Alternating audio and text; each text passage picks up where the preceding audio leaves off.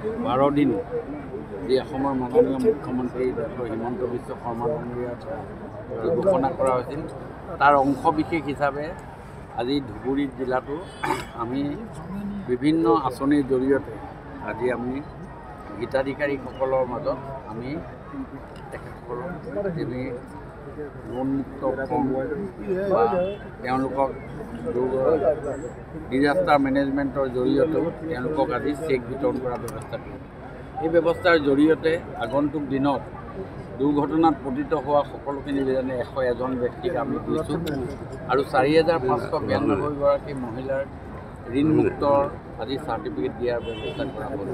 মই ভাবোঁ 4592 আৰু মই ভাবোঁ যে এই সাহসিকতা যি সাহসেৰে আজি এই বস্তুটো চৰকাৰে নিজে গ্ৰহণ কৰি মহিলাসকলক আজি তেখেতসকলক ঋণমুক্ত কৰিলে মই ভাবোঁ যে নিশ্চয় এইটো এটা বলিষ্ঠ পদক্ষেপ অসমৰ মাননীয় মুখ্যমন্ত্ৰী ডক্টৰ হিমন্ত বিশ্ব শৰ্মা ডাঙৰীয়াই ল'লে আৰু ইয়াৰ দ্বাৰা উপকৃত হ'ব।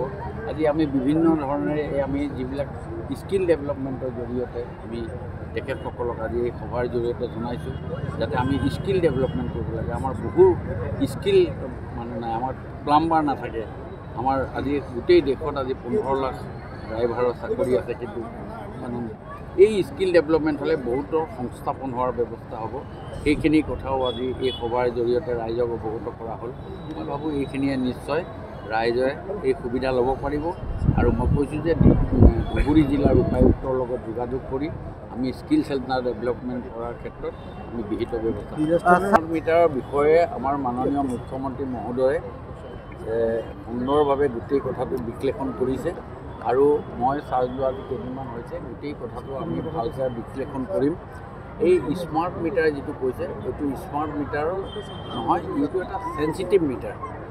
আপোনালোকে এটা কথা খুব প্ৰেক্টিকেলি মন কৰক, আপুনি ৰিম'ট কণ্ট্ৰলত আপোনাৰ ঘৰৰ টিভিটোৰ ছুইচটো অফ কৰে, কিন্তু তলৰ যিটো মেইন ছুইচ সেই ছুইচটো অফ নকৰাৰ কাৰণেও এই ভিতৰত কাৰেণ্টটো ৰিভলিউশ্যন হৈ থাকে আৰু চেঞ্চিটিভ মিটাৰে সেইবিলাক বস্তু কেছ কৰে। আগতে সেইবিলাক মিটাৰে সেইবিলাক বস্তু কেছ কৰা নাছিলে।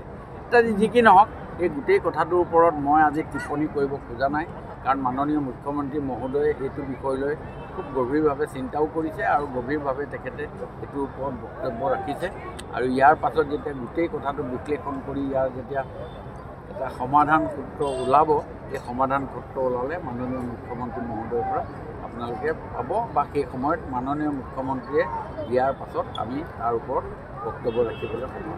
আগন্তুক দিনত আমি যিটো PM সূৰ্যৰ জৰিয়তে আমি বিভিন্নজনৰ আমাৰ ঘৰত যি চ'লাৰ পেনেল দি পেলাই আপুনি লাইট ল'ব পাৰিব, যিখিনি কাৰেণ্ট আপোনাৰ বাচিব সেইখিনি আকৌ APDCL-এ আপোনাৰ পৰা গ্ৰহণ কৰিব। এনেকুৱা ধৰণৰ বহুত আঁচনি আছে আৰু আপোনালোকৰ জৰিয়তে ৰাইজক ক'ব খুজিছোঁ যে PM সূৰ্যৰ জৰিয়তে আপোনালোকে এই আঁচনিৰ সুযোগ গ্ৰহণ কৰিবৰ কাৰণে ব্যৱস্থা কৰিব আৰু এই আঁচনিত আমাৰ ছাবচিডাইজ আছে, বহুতখিনি সুবিধা আছে আৰু সেইবিলাক আঁচনিও আপোনালোকে গ্ৰহণ কৰিব। ঠিক আছে, সেইটো কথা যে পাৰ্লিয়ামেণ্টত আহিছে তেনেকুৱা ডিটেইল আমি এতিয়ালৈকে একো পোৱা নাই, কিন্তু আমাৰ চৰকাৰে যিটো কথা চিন্তা চৰ্চা কৰিছে নিশ্চয় দেশৰ ভালৰ কাৰণেই চিন্তা কৰিছে মই ভাবিছোঁ।